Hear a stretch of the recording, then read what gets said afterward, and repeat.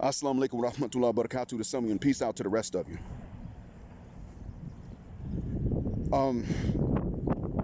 You know what it is, you know who it is. Hit the share button because the message is the most important. More important than the messenger. I apologize for the wind noise. I'm soon going to be at a wall that blocks the wind, but right now I'll just speak up to make it easier for you to hear. Before I really get into this, I want to clarify one thing to be fair.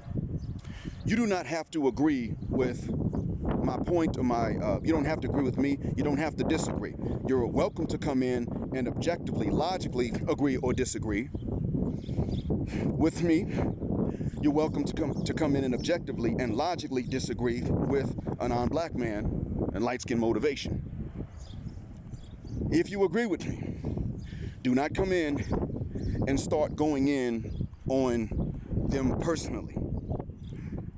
Especially start insulting the family members or insulting either phenotype, and definitely do not insult Miss Motivation's baby or a non-black man's children, grown or minor. Don't do that, because if you do, I'm going to delete the comment the same way I would if you went in on my relatives.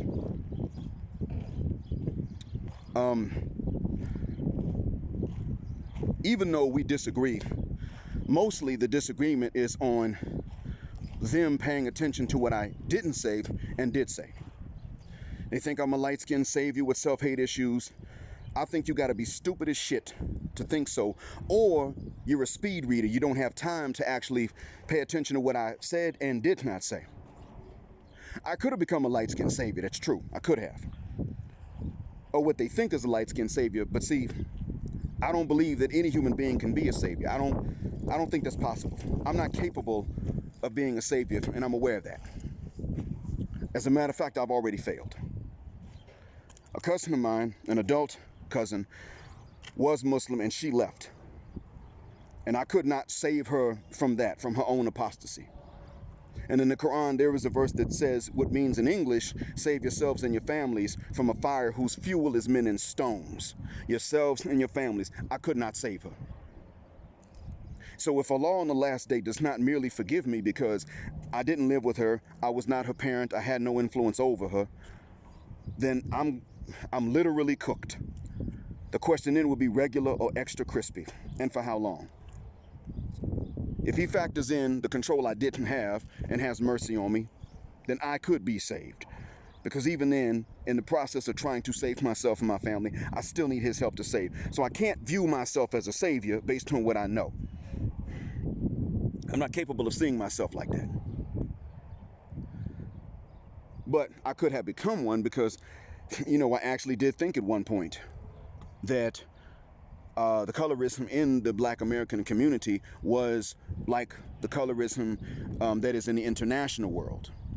I did think this at one point. Now I understand that in actuality, it wasn't just my generation.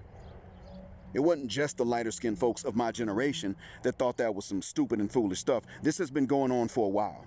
Those who thought this was dumb and foolish. This had been going on for a good while. The hatred against oftentimes the more well-melanated members of our population in the United States comes from people with high melanin counts themselves. Therein lies the truth. That's really what's happened. And I can tell you that that is actually the truth. Now I know, because when I looked into the history, actually I learned a lot of it from them, and they did bring receipts. When they're talking about recent crimes and when they're talking about historical patterns, they're bringing the receipts, and I can't sit up here and argue with them. Not about those receipts. We agree on the premise and what the problem is.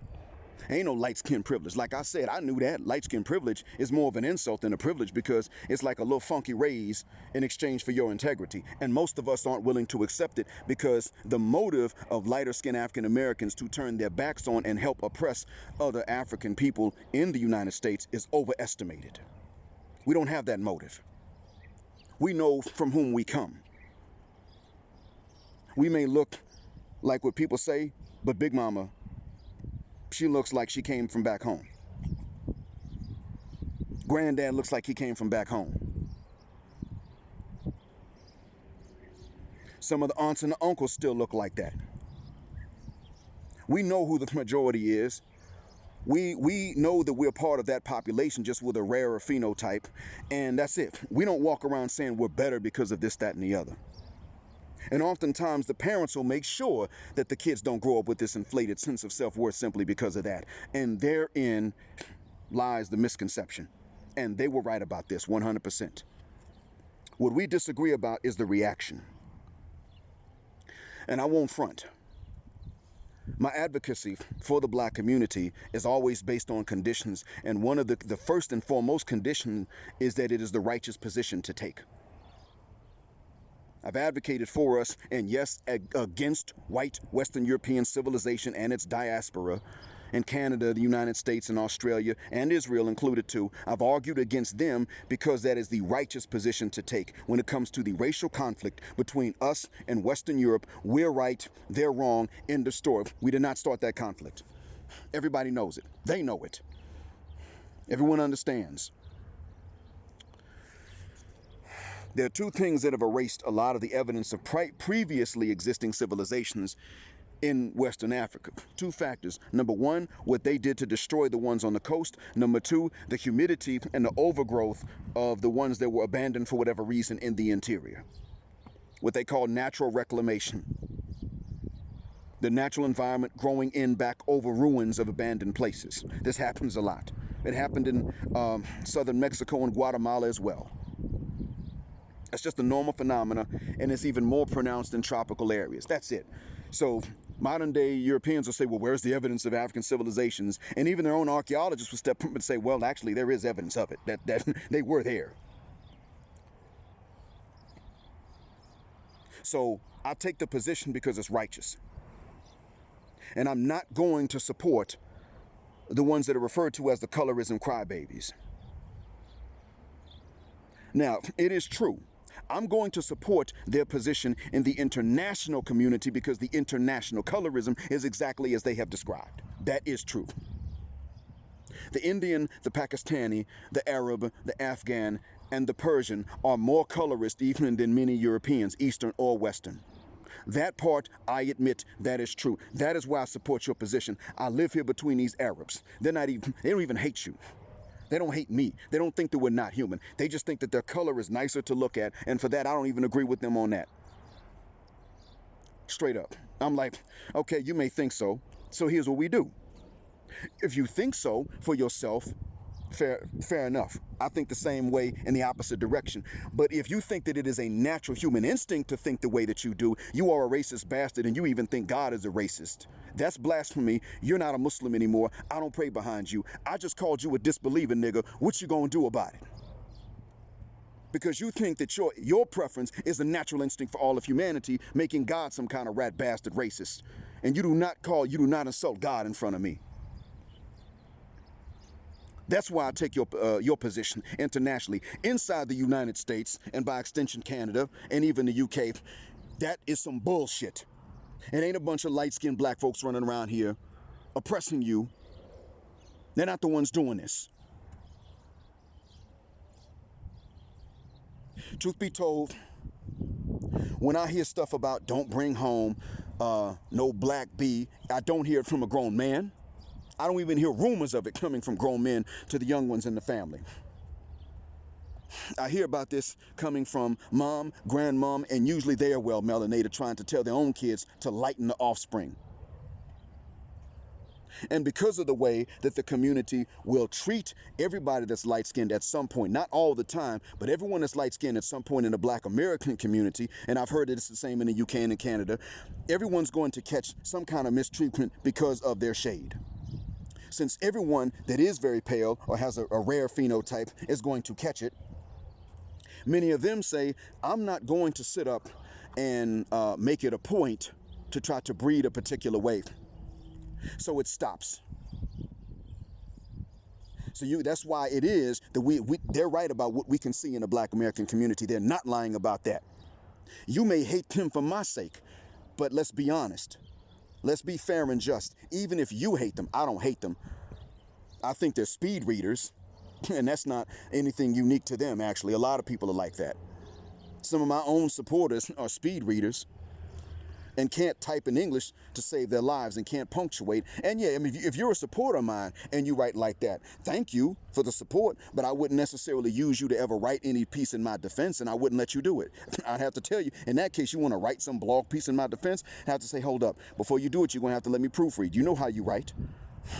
It's not that I hate you, but let's be honest. To be fair, you know how you write. And if you wrote this in, if you were writing something against me with this kind of spelling and punctuation, I would dismiss it on that basis alone. So to be fair, let me proofread it. But that's a different topic for a different day. Fact is that among black Americans and black Canadians and the black UK, it ain't people with my phenotype running around here discriminating against black folks who look like they're from West Africa and just got off the plane yesterday. That's not what's going on. That's not the case at all. You can't tell me this because I've sat up and watched it. And that's why you can tell someone to, you know, go for the palest woman they can find, and he might do it. But then if his kids resemble the mother, you're not going to be able to tell that son or daughter to go for the palest woman that they can find. You won't be able to convince them to do it. This is something I have learned from them. And when I thought about it, you know what? I actually did witness this. So my advocacy on behalf of the black population anywhere is going to be based on righteousness. It is righteous that you be treated fairly like other people. It is righteous that we don't have to face any extra barriers to success that other people don't have to face. That's righteousness. It is righteousness that you'd not have to be evicted if you live in Guangzhou, China, because you're of African extraction. It is righteousness that you do not have to be evicted. Don't twist my words around later. It is unrighteous that you get evicted in Guangzhou, China, because you are of African extraction. The people will sit up here and all agree not to rent out to you and try to, in effect, make you homeless and stuck in Guangzhou because they want to blame you for a virus that you had nothing to do with spreading, and when in fact it was their own population. That's unrighteous. Yes, I'm going to stand with black folks against them dog eaters for that. It's not going to be because they're Chinese that I'm going to stand against them. Being Chinese is just merely a circumstance of birth. And it is not righteousness for me to stand against them on that basis. It is righteousness for me to stand against them because they're doing this to you and because they're exonerating the common enemy that we both have. You see, from my understanding, it was during the Boxer Rebellion in which the Chinese rebelled against the British that they first named white folks white devils. From my understanding, they were the first ones to use that term or coin that phrase. There may have been some others before, but the first historical record that I ever read was during the Boxer Rebellion, they started calling them white devils. So how dare they now turn around today and exonerate white folks, despite what they did to China, and turn around and then want to go hard on Africans that ain't never done nothing to China, except let Chinese go live there and kind of bail China out of its own overpopulation problem. So when the Ghanaian government arrested every Chinese citizen, I'm all for it. Do it. Excellent. When the Nigerians got together and burned down that factory, I'm all for it.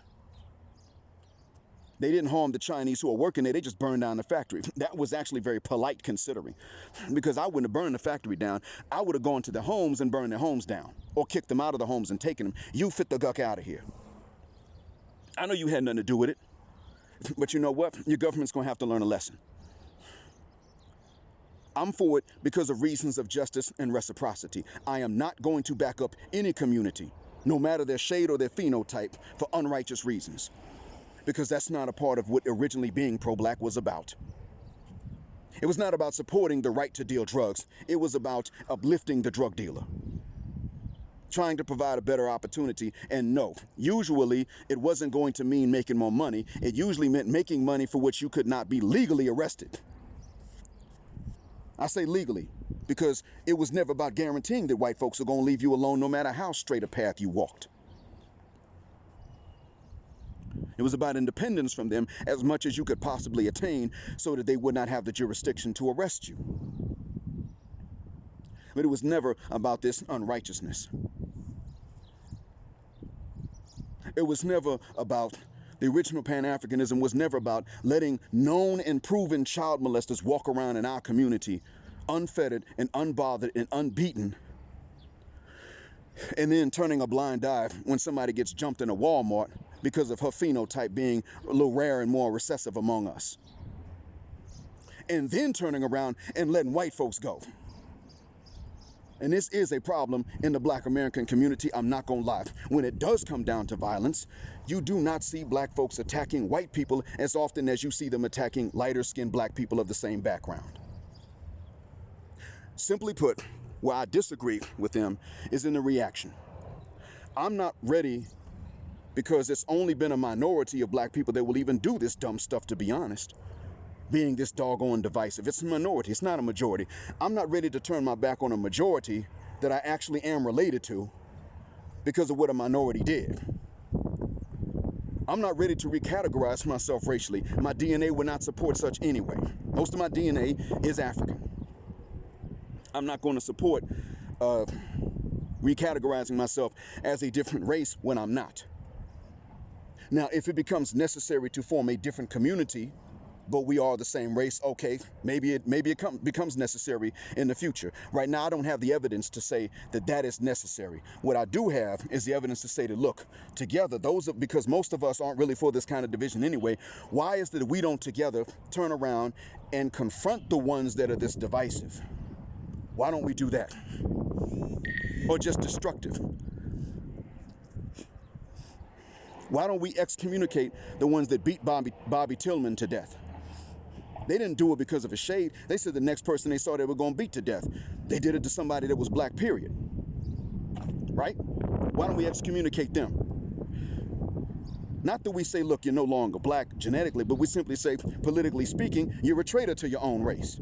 You know goddamn well we can't afford this BS. You knew damn well that there's a whole world out there that could easily be incited to unite against us and commit a genocide at any moment. All it takes is a ratcheting up of the propaganda that's already international, and it could happen. Even though populations are divided in how they view us, it could happen. Because in Guangzhou, they're not making exceptions for African Americans, from what I heard. I've not heard of any yet. Maybe, but they haven't made the news yet. And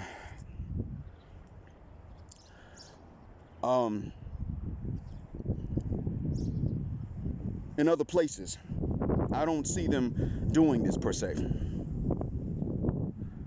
I haven't heard of this. So it's a matter of just a little bit more propaganda. And the world, most of it, could be united against us. Now, I'm going to do a recording about COVID-19, inshallah, and I'm going to talk about what a good reaction is for black folks in general to have, whether you're from the continent or whether you're from the Americas in general, all the Americas together. There's a reaction that we could have, and it's very easy to have, but I need to put that out there now before the problem gets too bad. There's something that I want to prevent. And if you hit the share button when I record that and upload it, we could prevent this problem. But right now, what I'm going to tell y'all straight away is this. No, I'm not going to promote, like they do, a complete defection from the black community, because most of us aren't the negative stereotypes, the thug niggas, the drug dealers. However, what I am going to do is I am going to call on the rest of the community to stand against those that are unnecessarily divisive. Trying to tell someone who's got African DNA, knows about it, and identifies with it, you ain't black, you need to get the hell out, and you part of the problem. You see somebody that's sitting up here and willing to go and blame lighter-skinned black folks for things that we didn't do and probably white folks did do. You stand against them. Hold up, bro. Hold up. That's not the enemy until you make him such. And you're going to let the other enemy off the hook. I've seen that with my own two eyes. It's not every day I see it. Don't get me wrong. Like I said, this is a minority thing right now. But it does happen. I've witnessed it with my own two eyes. Some black folk that would try to tell me I'm not black, and they meant it. They weren't joking. I'm not talking about jokes. I'm talking serious statements. Some that would tell me that, oh, you ain't black. They'll turn around and make a white dude an honorary black guy. Because he puts junk in his, he puts that funk in his trunk. He put the speakers in his trunk, put on some rims, bobbed his head a little bit, played a little basketball. He could recite a few rap lines or do a few dance moves. You know, the stereotypically entertaining shit. And they won't tell me I ain't black. and I came up pro-black. And not just me, others too. This may have happened to me about maybe 2 times, really. And I'm in my early 40s, so I know it exists. But there are other people that have seen it happen more often than I have. We need to stand against those folks. And this is something about which I'm going to call on you. Now, I will not front about this either. I ask a non-black man from his experience, because he's well melanated. According to your experience, when we're not in the room, when light-skinned guys aren't in the room, do the majority of more normal-looking black folks want us gone and hate us? Because I can't tell you what they say about us when I'm not in the room. Obviously, you could. I can tell black folks what other non-black people say about us when they don't know that one of us is in the room, and I've done that for you. And I've already told you, it's not pretty. Even if they don't hate you, they just think you're inferior. And they will treat you like it. So I'm going to sit up and say to you the truth. I asked him in order to get my stuff straight.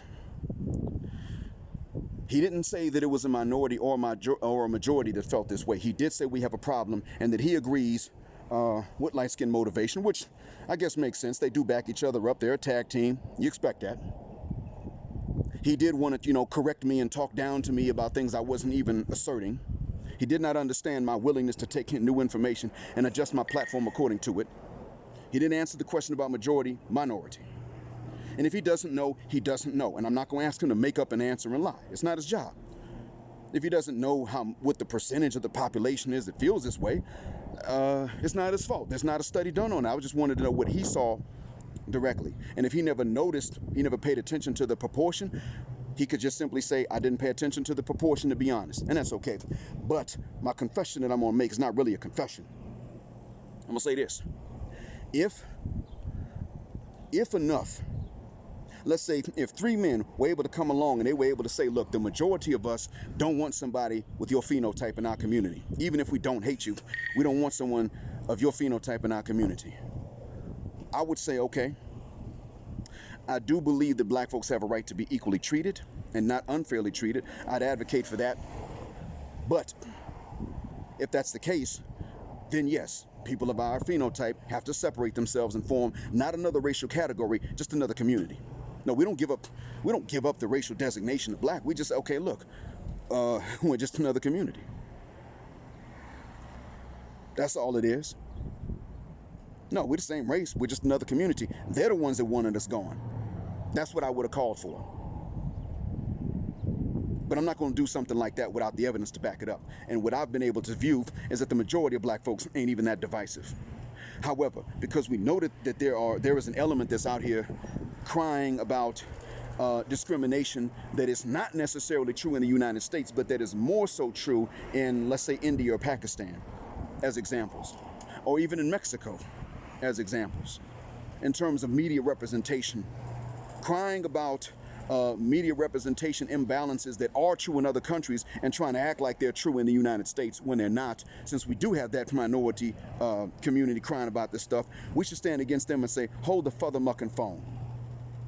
We got both going on. We got all this representation. And you have been hypocritical about certain things as a whole. Even if you can't find the individual, you can say, look, as a whole, y'all have been hypocritical about certain things. You have not checked each other. We don't even know what the hell you want. We should be united against that. And I'm actually seeing that there are more and more that are coming against them. More and more, and it's the funny thing, it is more and more black men that are coming against them and saying this. And these black men are of all phenotypes. From mine to Brother Anderson's to Mr. Fantastic's. They're like, how about y'all fuck the shuck up with all this hypocrisy and crying? You know damn well that lighter-skinned black women get represented, and so do the Chocolate Sisters, and all in between. Miss me with that mess. What it is, in the end, and this is about what a non-black man and light-skin motivation are correct, about what I think Mr. Fantastic has also said, if I'm not mistaken, and about what Brother Anderson have also said, the Reverend Brother Pastor Deacon Dr. Anderson. That's a compliment when I say it, by the way. They have said that what a lot of these so-called colorism crybabies really want is to bully the whole entire black population into making the opposite of the white woman into the international beauty standard. Now, I'm all for defying white folks, as I've said before. Defy them at every turn. I don't care. You know what they did. But I can't sit up here and tell you that, I can't sit up here and tell you that you're not represented and that you're not desired. I can't tell you. I'd be lying if I said this. I can't sit up and say that the points they're making are actually correct. I can't sit up here and tell you that I've ever had it easier simply because of lower melanin count, especially among us, especially so. And frankly, white folk would not have allowed that either, because I wasn't willing to give my integrity up. So let's cut the BS. And actually, most of us aren't with this BS, but let's speak out against that more. Let's do that. And the first thing, in order to do that, is to understand that actually back on the continent, even without admixture, we are more diverse than what we have thought and have known. That's the first step. Knowing that. The second step is remembering that, because we're subject to forget. The third step, you'll figure it out from there. Thanks for listening. Appreciate that. Appreciate your patience. Black heart, black mind, black out.